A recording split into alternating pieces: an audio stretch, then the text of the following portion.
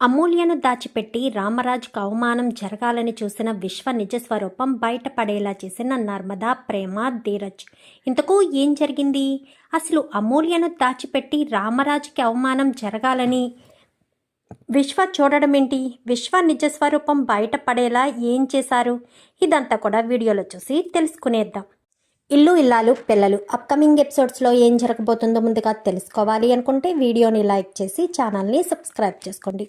మొత్తం మీరు చూసుకున్నట్లయితే విశ్వ అమూల్య మనసును పూర్తిగా మార్చాలని, రామరాజు పరువుని పెళ్లిపీటల దాకా కూడా వెళ్లకుండా ఎదుట అంటే ఎంగేజ్మెంట్ జరిగిపోయింది కదా, సగం పెళ్ళి అయిపోయిందన్న ఫీలింగ్లో వాళ్ళు ఉన్నారు కాబట్టి వాళ్ళు ఏదో రకంగా రామరాజుని అవమానం చేయాలి అన్న ఉద్దేశంతో అమూల్యకు ఫోన్ చేస్తాడు. కానీ అమూల్య మాత్రం మాట్లాడుతూ ఉండగానే ఇంకా వాళ్ళమ్మ రావడంతో ఫోన్ పెట్టేస్తుంది. ఇదేంటి అమూల్య ఫోన్ పెట్టేసింది? అమూల్య మనసుని ఏదో రకంగా మార్చాలి అని కదా అత్త చెప్పింది. అత్త అమూల్య మనసును మార్చి పెళ్లిపేటల మించైనా తీసుకువెళ్ళేటట్టుగా ప్లాన్ చేయమని చెప్పింది కదా అనుకుంటూ ఇంకా విశ్వ ఉంటాడు. ఈలోపు అమూల్యను తన తండ్రి దగ్గరికి తీసుకుని భోజనం తినిపించి, నువ్వు నా పరువును కాపాడతావమ్మా, నేను చూసిన పెళ్లి సంబంధం చేసుకుంటావు అంటూ చెప్పేసరికి అమూల్య ఎంతగానో బాధపడుతూ తండ్రిని పట్టుకుంటుంది. పట్టుకుని ఏడ్చేసేసరికి సరే అని అన్నం తినిపించిన వాడు కాస్త దిష్టి తీసి మరి పదబుజ్జమ్మ, అమ్మాయి పడుకుంటుంది అని చెప్పి బయటికి వెళ్ళిపోతారు. కానీ అమూల్యకు నిద్ర పట్టదు. అటు విశ్వాన్ని ప్రేమించింది కదా, విశ్వతో వెళ్ళిపోవాలా, తన తండ్రి పరువుని తీయాలా, లేక తన తండ్రి పరువుని నిలబెట్టాలా అన్న దిగ్భ్రాంతిలో ఉండిపోతుంది. అటు మొగ్గు చూపాలో ఇటు మొగ్గు చూపాలో తెలియని స్థితిలో అమూల్య కాస్త ఉండిపోయేసరికి ఇంకా అమూల్య బయట కూర్చుని ఆలోచిస్తూ ఉంటుంది. ఇదంతా కూడా ప్రేమ, నర్మద ఇద్దరూ చూస్తారు.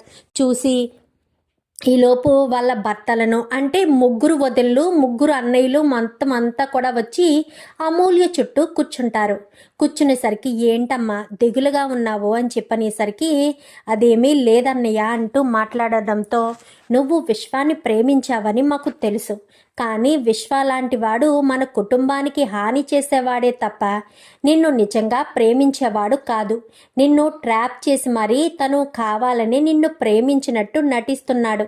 పైకి నీకు తెలీదు తను నిజంగా నిన్ను ఇష్టపడుతున్నాడనే నువ్వు అనుకుంటున్నావు, కానీ తను ఇష్టపడతలేదు అన్న విషయం నీకు తెలియదు కదమ్మా. నువ్వు తెలుసుకోలేకపోతున్నావు. వాడి మాయలో ఉన్నావని అనిపిస్తుంది. ఈ పెళ్లి చేసుకోవాలా వద్దా, లేక విశ్వతోనే వెళ్ళిపోవాలా అని ఆలోచిస్తున్నావు. ఒక్క మాట అడుగుతాను, నువ్వు నిజంగా మనస్ఫూర్తిగా చెప్పగలవా? ఇప్పుడు అమ్మ ఆ ఇంటి నుంచి వచ్చిందే, నాన్నను పెళ్లి చేసుకున్న తర్వాత అమ్మ సంతోషంగానే ఉంది కదా. మీ ప్రేమ వదిన నేను పెళ్లి చేసుకున్నాము. తను పుట్టింటి నుంచి వచ్చాననే బాధే తప్ప అత్తవారింట్లో తనకేమీ వేధింపులు లేవు కదా. కానీ నువ్వు ఆ ఇంట్లో అడుగు పెడితే ఖచ్చితంగా ఆ ఇంట్లో నీకు వేధింపులు ఉంటాయి. ఎందుకంటే ఆ కుటుంబం మీద మనకు ఎలాంటి కక్ష లేదు, కానీ మన కుటుంబం మీద వాళ్ళకి కక్ష ఉంది. వాళ్ళు ప్రతి క్షణం మన కుటుంబాన్ని బాధ పెట్టాలని చూస్తూ ఉంటారు. మరి అలాంటి తప్పుడు నువ్వు వాళ్ళ కుటుంబం గురించి ఆలోచించి ఆ ఇంట్లో అడుగు పెడతావో, లేక నాన్న పరువు గురించి ఆలోచించి ఆ ఇంట్లో అడుగు పెడతావో చూడు. నాన్న పరువు నిలబడాలి అంటే నువ్వు నాన్న చూసిన పెళ్లి సంబంధాన్ని చేసుకోవాలి. అప్పుడే నాన్న సంతోషంగా ఉంటాడమ్మా. లేదంటే నాన్న ప్రతి క్షణం బాధపడుతూనే ఉంటాడు. అది నువ్వు అర్థం చేసుకుని నాన్న మనసులో ఎలాంటి బాధ ఉండకుండా ఉండాలి అంటే ఖచ్చితంగా నువ్వు నాన్న గురించి ఆలోచించాలి అంటూ మాట్లాడేసరికి అది కాదన్నయ్య అని చెప్పాను. కానీ చూడమ్మా మూల్య, నువ్వు చిన్నపిల్లవి, ఇది నీకు టీనేజ్ వయసు. ఈ వయసులోనే తప్పేదో ఒప్పేదో తెలుసుకోలేని మనస్తత్వం నీది. నువ్వు ప్రేమించిన వ్యక్తి మరొక వ్యక్తి అయ్యుంటే ఖచ్చితంగా నాన్నను మేమే ఒప్పించి ఆ వ్యక్తికిచ్చి నిన్ను పెళ్లి చేసేవాళ్ళ. కానీ వాడు ప్రతి క్షణం మన కుటుంబం నాశనం కోసమే చూస్తూ ఉండేవాళ్ళు. ఆ భద్రావతి అయినా ఆ సేనాపతి అయినా విశ్వ అయినా సరే ముగ్గురికి మన కుటుంబం అంటే పగ. అలాంటిది నువ్వు ఆ ఇంట్లో అడుగు పెట్టావు, వాడు నిన్ను ప్రేమించాడంటే అదంతా అబద్ధమనే అనుకోవాలి. కానీ పైకి మాత్రం నిజమనే చెప్తాడు. నువ్వు లేకపోతే ఉండలేననే చెప్తాడు. కానీ ఆ మాటలు నమ్మి నువ్వు తొందరపాటి నిర్ణయం తీసుకుంటే తర్వాత నీ జీవితం నాశనం అయిపోవడమే కాదు, ఇక్కడ మేమెవ్వరం మనశ్శాంతిగా ఉండలేము. మనల్ని ప్రతి క్షణం టార్చర్ పెట్టడం కోసం, ముఖ్యంగా నాన్నను బాధ పెట్టడం కోసమే ఆ భద్రావతి ఆ విశ్వ కలిసి ప్లాన్ చేశారు. నువ్వు వాళ్ళ ప్లాన్కి చెక్ పెట్టాలి అంటే ఖచ్చితంగా నాన్న చూసిన పెళ్లి సంబంధాన్ని చేసుకుంటే నీ భవిష్యత్తు బాగుంటుంది. అటుపక్క వాళ్ళు అంటే మీ అత్తయ్య, మామయ్య, నీ కాబోయే భర్త ముగ్గురికి కూడా నువ్వంటే చాలా ఇష్టం. నువ్వే చూసావు కదా, తన కోడలికి ఉండవలసిన నగలన్నీ కూడా వాళ్ళ ఇంటి నుంచే రావాలని, అది వాళ్ళు ఇవి తీసుకొచ్చి ఇవి వేసుకోమని నీకు చెప్పడం లేదు. నీ మనసుకు ఏం నచ్చుతాయో అవి కొనమని 20 లక్షల రూపాయలు వాళ్ళు ఇచ్చి వెళ్ళారు. అంటే నీ మనసు బాధ పెట్టడం వాళ్ళకి ఇష్టం లేదు. నీ సంతోషమే వాళ్ళ సంతోషంగా వాళ్ళు భావిస్తున్నారు. మరి అలా నీ మనసును అర్థం చేసుకునే వాళ్ళు నీకు అత్త మామూలుగా భర్తగా దొరికినందుకు నువ్వు సంతోషపడాలి. కానీ ఆ విశ్వ గురించి ఆలోచిస్తున్నావు. విశ్వ నిన్ను మాయ చేశాడమ్మా, అది నువ్వు అర్థం చేసుకోవడం లేదు. వాడు మంచే చేస్తున్నాడు, నిన్ను ప్రేమిస్తున్నాడు అని నువ్వు వాడి మాయలో ఉంటే తర్వాత నీ జీవితం నాశనం అయిపోతుందమ్మా అమూల్య.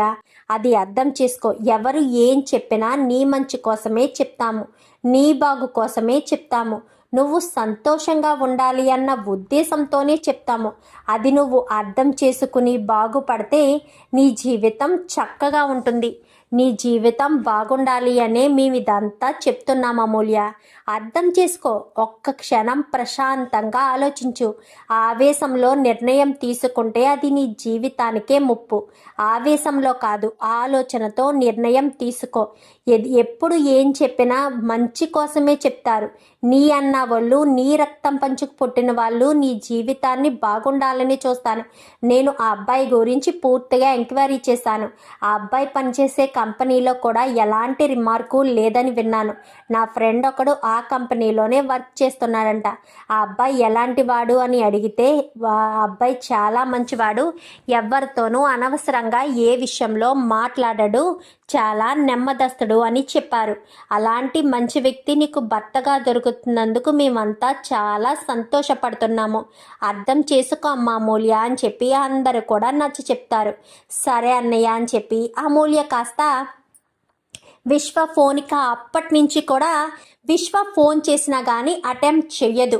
ఒకవేళ వల్లికి ఫోన్ చేసి వల్లిని ఫోన్ ఇవ్వమని అన్నా కానీ నేను ఎవరితోని మాట్లాడను వదినా అంటూ ఖరాఖండిగా చెప్పేస్తుంది అమూల్య. అలా చెప్పడంతో విశ్వకు అమూల్య పూర్తిగా చెయ్యి దాటిపోయింది. అమూల్య ఇంకా పూర్తిగా మారిపోయింది అన్న విషయానికి వచ్చేస్తాడు విశ్వ. అయితే ఇప్పుడు అమూల్యను మళ్ళీ నా ట్రాప్లోకి ఎలా రానివ్వాలి? అసలు నాతో మాట్లాడనని అంటుంది కదా అమూల్య. మళ్ళీ అమూల్యను నేను ఎలా నా గుప్పెట్లో పెట్టుకోవాలి అని విశ్వ ప్రయత్నాలు చేస్తాడు. ఎన్ని రకాలుగా విశ్వ ప్రయత్నాలు చేసినా కానీ అమూల్య మాత్రం విశ్వతో మాట్లాడడానికి అస్సలు ఇష్టపడకపోయడంతో ఏం చేయాలో అర్థం కాదు. ఇంకా విశ్వకైతే అర్థం కాని పరిస్థితుల్లో పెళ్లి కూతుర్ని చేసేస్తారు. ఏంటత్తా ఇలా జరుగుతుంది అని చెప్పనేసరికి అమూల్యను ఎత్తుకొచ్చారా, అప్పుడు చందుగాడు పెళ్లిలో చందుని ఎలా అయితే ఎత్తుకొచ్చేసావో ఇప్పుడు అమూల్యను కూడా అలాగే ఎత్తుకొచ్చేసాయి. అందరూ కూడా నీతోనే లేచిపోయింది అనుకుంటారు. ఒకప్పుడు నిన్ను ఇష్టపడింది కాబట్టి లేచిపోయిందన్న ఉద్దేశంలోనే వాళ్ళు ఉంటారు అని చెప్పి మాట్లాడేసరికి అది వర్కౌట్ అవుతుందంటవత్త అని చెప్పాను. కానీ ఖచ్చితంగా అవుతుంది. అమూల్య ఖచ్చితంగా నీతో పాటు రావడానికి ఒప్పుకోదు. అందుకే మత్తు మంది ఇచ్చి మరీ తీసుకొచ్చేసేయని చెప్పాను. కానీ ఇంకా సరే అత్త అని పెళ్లి రోజు నాడు వరకు అమూల్యకు ఫోనులు చేస్తూనే ఉంటాడు. అమూల్య బ్లాక్లో పడేస్తుంది. ఇంకా ఎన్నిసార్లు ఫోన్ చేసినా బిజీ అని రావడంతో ఫోన్ బ్లాక్ చేసింది అత్త అని చెప్పాను, కానీ చెప్తున్నాను కదా, ఇంట్లో వాళ్ళంతా కలిసి అమూల్య మనసుని మార్చేశారా. ఇంకా అమూల్య నీతో మాట్లాడడానికి ఇష్టపడదు, ఇంకా నీ వంక చూడడానికి కూడా ఇష్టపడదు. సో ఇంకా నీకు ఉన్నది ఒకే ఒక ఆప్షన్, ఆ ఆప్షన్ తప్ప వేరే ఆప్షనే నీకు కనిపించదు అని చెప్పనేసరికి, సరే అత్త, నేనే ఏదో ఒకటి చేస్తాను అని చెప్పి ఇంకా పెళ్లి మండపానికి వచ్చేస్తారు. పెళ్లి మండపానికి వచ్చేసరికి అమూల్య ముఖంలో నవ్వు చూసి చాలా సంతోషపడుతుంది ఇంకా బుజ్జమ్మ అయితే. ఏమండి, అమూల్య ముఖం చూసారా అని చెప్పాను, కానీ ఆ సంతోషమే కదా అమూల్య ముఖంలో చూడాలనుకున్నావు. ఇప్పుడు అర్థమైందా? అమూల్య ఎప్పుడూ నా పరువు తీసే పని చేయదు. నా కొడుకులు ఎలా ఉన్నా నా కూతురు మాత్రం నా పరువు తీయదు.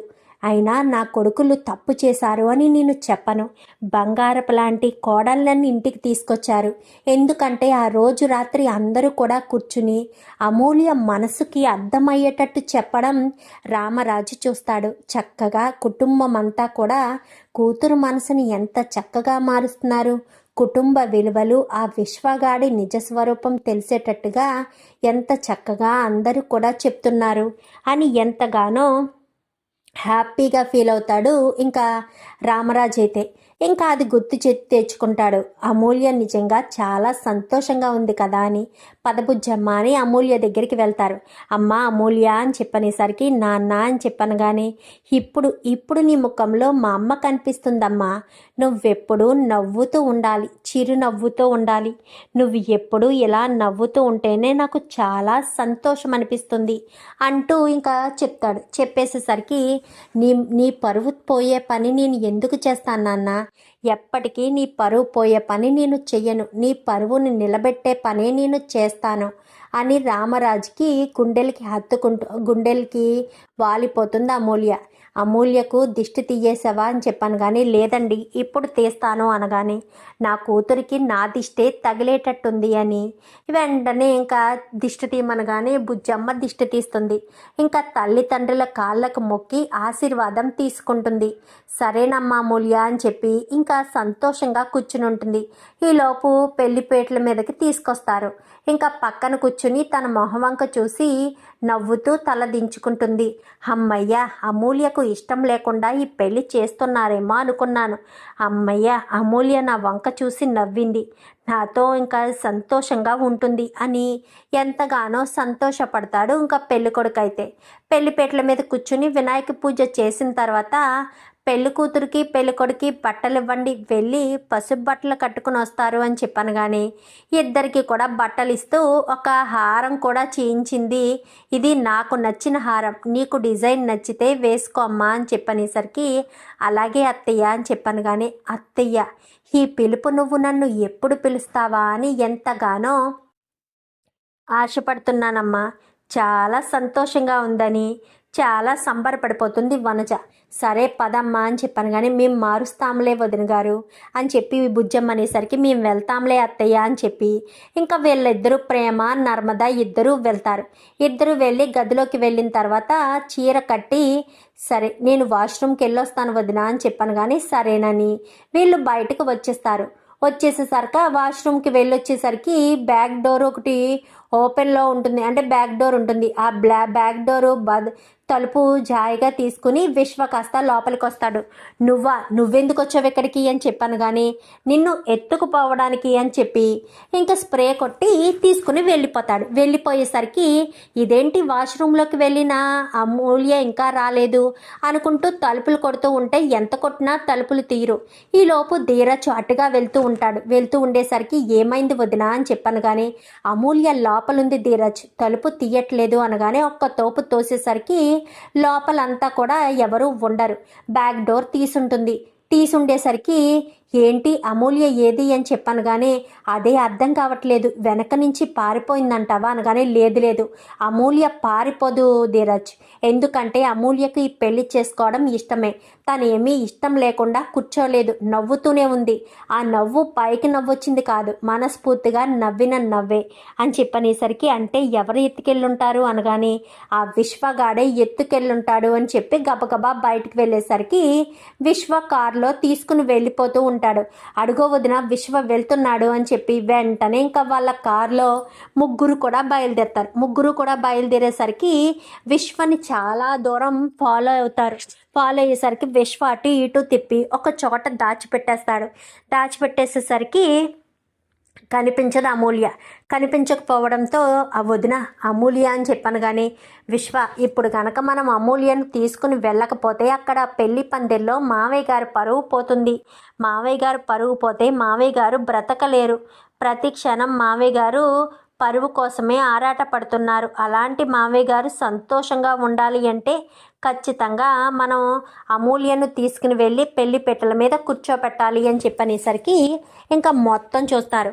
వెంటనే తన ఫ్రెండ్కి ఫోన్ చేసి విశ్వ ఫోన్ నెంబరు తనకిచ్చి ట్రేస్ అవుట్ చేయమని చెప్పనేసరికి పలానా ఏరియాలో ఉందనగానే ఆడు ఆ హడావిడిలో ఫోన్ స్విచ్ ఆఫ్ చేసుకోవడం మర్చిపోతాడు. అదే సమయానికి వాళ్ళ అత్తకు ఫోన్ చేసి మాట్లాడుతూ ఉండడంతో ఫోన్ కాస్త సిగ్నల్ ట్రేస్ అవుట్ చేయడంతో పలానా ఏరియా ఉందనేసరికి అక్కడికి వెళ్తారు. అమూల్యను కాస్త చేతులు కాళ్ళు కట్టిపడేసి ఇంకా ఒక చోట కూర్చోబెట్టేస్తాడు. అమూల్య స్పృహలోకి రాదు. వీడు ఫోన్ మాట్లాడుతూ ఉంటాడు. ఇంకా వీళ్ళ ముగ్గురు దూసుకుని వెళ్ళి అక్కడికి వెళ్ళేసరికి ఇంకా ఆ విశ్వగాడిని చెంప పగలగొడుతుంది నర్మదైతే. నీకు అసలు బుద్ధి జ్ఞానం ఉందా? నేను అమూల్యను ప్రేమించాను అంటూ వాడు చెప్తూ ఉండడంతో నువ్వు అమూల్యను ప్రేమించిన మాట నిజమే కావచ్చు, కానీ అమూల్య మాత్రం ఇప్పుడు నిన్ను ప్రేమించట్లేదు. ఈ పెళ్ళి ఇష్టపూర్వకంగానే అమూల్య పెళ్లి చేసుకుంటుంది. మరి అలాంటి తప్పుడు నువ్వెందుకు అమూల్య గురించి ఆలోచిస్తున్నావు? అమూల్య ఇష్టపడి పెళ్లి చేసుకుంటున్నప్పుడు నువ్వెందుకు రియాక్ట్ అవుతున్నావు అంటూ మాట్లాడేసరికి అదేం కాదు అని చెప్పాను. కానీ మరి నువ్వు ప్రతి క్షణం అమూల్య గురించి నువ్వు ఆలోచించినా అమూల్య నీ గురించి ఆలోచించట్లేదు. నువ్వేంటో నీ మనస్తత్వం ఏంటో మాకు తెలుసు. అమూల్యకు కూడా అదే చెప్పావు, నువ్వు పెళ్ళికి చేసుకోవడానికి పనికిరావని, ఇలాంటి వాటికి ఎట్లకి నువ్వు ఎలాంటి వాడవా అన్న విషయం చెప్పాలి అన్న ఉద్దేశంతోనే నీ నిజస్వరూపం ఏంటో మాకు తెలుసురా. ఎందుకంటే నువ్వు అమూల్యని ఇష్టపడి పెళ్లి చేసుకోవట్లేదని మా మావయ్య గారి మీద మా కుటుంబం మీద కక్ష తీర్చుకోవడం కోసమే అమూల్యను ట్రాప్ చేసి మరీ పెళ్లి చేసుకోవాలనుకున్నావన్న విషయం మాకు తెలుసు. అందుకే అమూల్య మనసును మార్చాము అంటూ చెప్పేసేసరికి మీరు ఎంత అమూల్య మనసును మార్చినా అమూల్య నన్నే చేసుకోవడానికి ఇష్టపడుతుంది, అమూల్యకు నేనంటే ఇష్టం అని చెప్పి మాట్లాడడంతో మీరు అంటే అమూల్యకు ఇష్టం లేదు, అందుకే అమూల్య పెళ్లి చేసుకోవడానికి కూడా ఎంతో సంతోషపడుతుంది అంటూ మాట్లాడుతూ ఉండేసరికి లేదు మీరు అబద్ధం చెప్తున్నారు అని ఇంకా వాళ్ళతో వాదించడం మొదలు పెడతాడు. నువ్వు మాతో ఎంత వాదించినంత మాత్రాన అమూల్య నిన్ను ఇష్టపడుతుంది అనుకోవడం నీ భ్రమ. అమూల్యను మేమే తీసుకెళ్తామని చెప్పనేసరికి వీళ్ళిద్దరూ ఈ డిస్కషన్లో ఉండగా ఇంకా ప్రేమ అక్కడేయో కుండలో నీళ్లుండేసరికి ఆ నీళ్లు కాస్త తీసి అమూల్య ముఖం మీద కొడుతుంది. స్పృహ వస్తుంది. వదిన అన్నయ్య అని చెప్పనేసరికి అమూల్య వీళ్ళు నీ మనసు మారుస్తున్నారు అమూల్య అని చెప్పను. కానీ నేను నిన్ను పెళ్లి చేసుకోవడం ఇష్టం లేదనే కదా నీ నెంబర్ బ్లాక్ చేసి నిన్ను అవాయిడ్ చేశాను. పెళ్లి పెట్టెల మించి నన్ను ఎత్తుకొచ్చేస్తావా? నాకు నీకన్నా మా నాన్న ప్రేమే ముఖ్యం, మా నాన్న పరువే ముఖ్యం. నేను ప్రేమించిన వ్యక్తిని పెళ్లి చేసుకుంటే నేను మాత్రమే సంతోషంగా ఉంటాను. అదే మా నాన్నకి ఇష్టమైన వ్యక్తిని పెళ్లి చేసుకుంటే నా కుటుంబం అంతా కూడా సంతోషంగా ఉంటుంది. మా నాన్న జీవితాంతం సంతోషంగా ఉంటారు. లేదంటే నిన్ను పెళ్లి చేసుకున్న మరుక్షణం మా నాన్న బాధపడుతూనే ఉంటారు. మా నాన్నను బాధ పెట్టలేను. నా చిన్నప్పటి నుంచి చూస్తూనే ఉన్నాను. మా నాన్న మీద ఎన్నో అవమానాలు, ఎన్నో దెబ్బలు తగులుతూ పైకి లేచారు. ఇప్పుడు ఇలాంటి సమయంలో మా నాన్నకు మేము సపోర్ట్ ఉండాలి. మా నాన్న నన్ను అమ్మలా అనుకుంటున్నారు. ఏ అమ్మ కొడుకుని మోసం చెయ్యదు కదా. నేను మా అమ్మను మోసం చేయలేను, మా నాన్నను మోసం చేయలేను. వాళ్ళ సంతోషం కోసం నా ప్రేమను సైతం త్యాగం చేస్తాను అంటూ మాట్లాడేసరికి వాళ్ళ మాయలో పడద్దమూల్య, నువ్వు నీ జీవితాన్ని నాశనం చేసుకోవద్దు అని చెప్పాను. కానీ నా జీవితాన్ని నేను నాశనం చేసుకోవడం కాదు, వాళ్ళ జీవితమే నా జీవితంగా బ్రతుకుతున్నాను. అయినా నా గురించి నీకు అనవసరం, నీ గురించి నువ్వు చూసుకో. పొద్దున పద వెళ్దాం. అక్కడ పెళ్లి ముహూర్తానికి ఆలస్యం అయిపోతుంటుంది. అక్కడ మామయ్య గారు వాళ్ళు మా అత్తయ్య మామయ్య కంగారు పడతారు, నాన్న కూడా కంగారు పడతారు అని చెప్పి గబగబా అక్కడి నుంచి వచ్చేస్తారు. ఇంటికి వచ్చేసరికి పెళ్ళి ఎక్కడికి వెళ్ళారమ్మా అని చెప్పాను. కానీ అదంతా తర్వాత చెప్తాంలే మామయ్య, ముందు అమూల్యను గుడికి తీసుకువెళ్ళాము, మొక్కుంది, గుడికి పంపించామా అని చెప్పండి అని చెప్పనేసరికి సరే అని, ఏంటమ్మా అమూల్య ఎక్కడికి వెళ్ళారు అనగానే, మొక్కుంది అత్తయ్య, మొక్కుందా ఆంటీ, అందుకోసమనే తీసుకుని వెళ్ళాము. సరే పంతులు గారు కంగారు పడుతున్నారు అని చెప్పాను. కానీ సరే అని రెడీ చేసి తీసుకొస్తారు. నువ్వు కనిపించకపోయేసరికి నేను చాలా కంగారు పడ్డాను అమూల్య అని చెప్పాను. కానీ నేను మొక్కు తీర్చుకోవడానికి మాత్రమే గుడికి వెళ్ళాను అని చెప్పి అమూల్య కాస్త పెళ్లి కొడుకుతో చెప్తుంది. పెళ్లి కొడుకుతో చెప్పేసరికి ఇంకా బెల్లం జీలకర్ర పెట్టి మంగళ వాయిద్యాలన్నీ వాయించి పెళ్ళి అయితే చేసేస్తారు. పెళ్లి చేసేసిన తర్వాత ఇంకా అత్తవారింటికి అమూల్యని పంపించేస్తారు. అత్తవారింటికి అమూల్యని పంపించేశాక అందరూ కూడా హాల్లో మీటింగ్ పెట్టి ఇప్పుడు చెప్పండి, అసలు అమూల్య ఎక్కడికి వెళ్ళింది? నిజంగా మొక్కు తీర్చుకోవడానికే వెళ్ళిందా? మొక్కు ఎవరు మొక్కుకున్నారు? అసలు మొక్కు తీర్చుకోవడానికి ఆ సమయంలో వెళ్ళడం ఏంటి అని చెప్పాను. కానీ అది నాన్న అని చెప్పాను. కానీ అమ్మ ప్రేమ అసలు ఏం జరిగిందో చెప్పు అనేసరికి మా అన్నయ్య అమూల్యని ఎత్తుకుని వెళ్ళిపోయారు మామయ్య. మేము అదంతా చూసి అమూల్యని ఎక్కడ తీసుకెళ్లాడో ఏంటో తెలుసుకుని అమూల్య దగ్గరికి వెళ్ళి ఆ విశ్వను కొట్టి మా అన్నయ్యను కొట్టి అమూల్యను తీసుకురావడానికి సమయం పట్టింది. కానీ మీకు ఆ విషయంలో ఆ మాట చెప్తే మీరు మళ్ళీ ఆవేశంలో మా అన్నయ్య మీదకి వెళ్తారు. అలా వెళ్తే పెళ్ళి వాళ్ళకి అన్ని విషయాలు తెలిసిపోతాయి. అందుకనే తెలిసిపోతాయి అన్న ఉద్దేశంతోనే మేము ఆ విషయం బయట పెట్టలేదు మామయ్య అని చెప్పనేసరికి సరేనమ్మా, ఇప్పుడు గొడవకి వెళ్ళొద్దు మామయ్య, గొడవకి వెళ్ళడం వల్ల ఎలాంటి ఉపయోగం లేదు. అమూల్య జీవితాన్ని నాశనం చేయాలని చూసినా అమూల్య పెళ్ళి అయిపోయింది కదా. అమూల్య అత్తవారింట్లో సంతోషంగా ఉంది. వాళ్ళు ఇంకా ఏమీ చేయలేరు. మీ మీద పగ సాధించడం కోసమే ఆ విశ్వ భద్రావతి ఆ సేనాపతి వాళ్ళు కక్ష కట్టి అమూల్యను ట్రాప్లో దించారు. ఇంకా పెళ్ళి అయిపోయింది కాబట్టి వాళ్ళు ఏమీ చేయలేరు. ఇప్పుడు మీరేమన్నా గొడవకి వెళ్ళడం వల్ల అది పెద్ద రాద్ధాంతం అవుతుంది.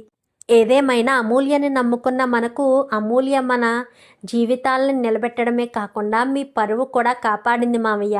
నిజంగా అమూల్య చాలా బాగా ఆలోచించింది. మీకోసమే అమూల్య తన ప్రేమను సైతం వదులుకుని మీకోసమే, మీ సంతోషం కోసమే అమూల్య బ్రతకాలని అనుకుంది మామయ్య అని చెప్పనేసరికి అమూల్యకు నేనంటే చాలా ఇష్టమమ్మా, అందుకే అమూల్య ఆ రకంగా చేసింది అని ఇంకా రామరాజు కాస్త చెప్తాడు. చెప్పే తర్వాత అందరూ సంతోషపడతారు. అత్తవారింట్లోకి అడుగుపెట్టిన అమూల్యకు ఇంకా చాలా సంతోషంగా చూసుకుంటారు. నువ్వు ఏ పని చేసే పని ఉండదమ్మా, జాగ్రత్తగా ఉండు. మీరు ఇక్కడ నెల రోజులు మాత్రమే ఉంటారు, తర్వాత మీరు హైదరాబాద్ వెళ్ళిపోతారు. అప్పుడు నీ భర్తకు నువ్వే చక్కగా వండి పెట్టుకోవచ్చు. నువ్వు చదువుకోవాలంటే వాడు చదివిస్తాడు, లేదు చదువుకోను అంటే ఇంటి పట్టునే ఉండొచ్చమ్మా, ఎలాంటి అభ్యంతరం లేదు మాకు. వాడు సంతోషంగా ఉండడమే కావాలి. మీరిద్దరి మధ్య ఎలాంటి గొడవలు, ఎలాంటి అలమరికలు ఏమీ లేకుండా ఒకరి కోసం ఒకరంటూ బ్రతుకుతూ మాకు మంచి మంచి శుభవార్తలు చెప్తే చాలు, అంతకు మించి ఏం అవసరం లేదు అని చెప్పి మాట్లాడేసరికి సరే అత్తయ్య అని చెప్పి ఇంకా చాలా సంతోషంగా అమూల్యకు ఉంటుంది.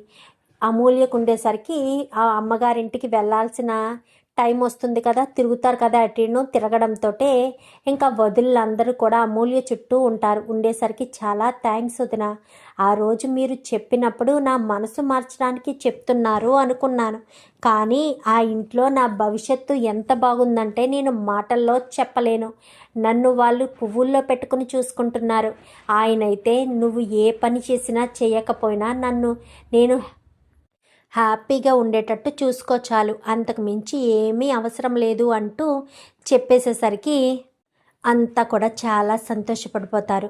ఇంకా రామరాజు అయితే చాలా సంబరపడతాడు.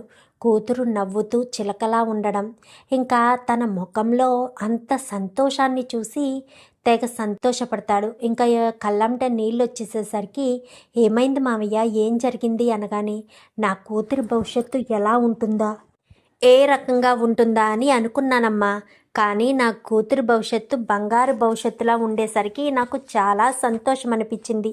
అందుకోసమని నా కళ్ళల్లో నీళ్ళు వస్తున్నాయి.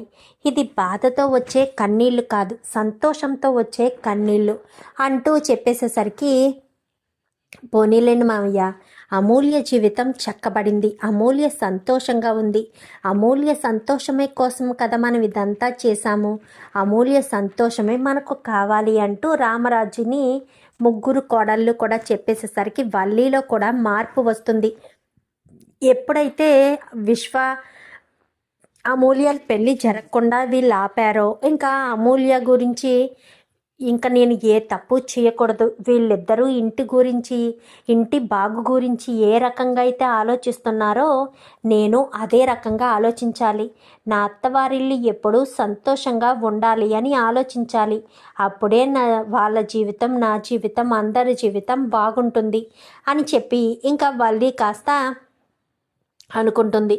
అలా అనుకున్న వల్లి ఇంకా ఏం మాట్లాడకుండా సైలెంట్గానే అందరితో పాటు కలిసికట్టుగా ఉండడం, ఎవరి మీద ఎలాంటి చాడీలు చెప్పకుండా, ఎవరిని ఇరికించకుండా ఉండేసరికి ఇంకా ప్రేమ, నర్మద అయితే ఆశ్చర్యపోతారు. ఇదేంటక్క, వల్లి అక్క ఎంత సైలెంట్గా ఉంది అనగానే, ప్రతి మనిషిలో మార్పు వస్తుంది కదా ప్రేమ, అలాగే వల్లి అక్కలో కూడా మార్పు వచ్చి ఉంటుంది, అందుకే వల్లి అక్కలో ఈ చేంజ్ కనిపిస్తుంది అని చెప్పనేసరికి, అవునా మంచిదే కదా, అందరూ మారితే కుటుంబం అంతా బాగుంటుంది, కుటుంబం అంతా బాగుండాలంటే అందరూ కూడా ఎలాంటి స్వార్థం లేకుండా అందరూ కలిసికట్టుగా ఉండాలి అన్న ఉద్దేశంతో ఉంటే మన కుటుంబానికి ఎలాంటి ఇబ్బంది ఉండదు అని చెప్పి ఇంకా అందరూ కూడా చాలా సంతోషంగా అయితే మాట్లాడుకుంటుంటారు. చూద్దాం మరి రాబోయే ఎపిసోడ్స్లో ఈ రకంగానే ఇంకా వాళ్ళని అవమానించాలని, రామరాజుని అవమానించాలని చూసిన విశ్వకు దిమ్మ తిరిగేటట్టుగా షాక్ ఇచ్చి ఇంకా అందరూ కూడా చాలా హ్యాపీగా ఉంటారు. చూద్దాం మరి రాబోయే ఎపిసోడ్స్లో ఇలాగే జరగాలి మీరు కూడా కోరుకుంటే వీడియో నచ్చితే లైక్ చేసి ఛానల్ని సబ్స్క్రైబ్ చేసుకోండి. Thank you for watching.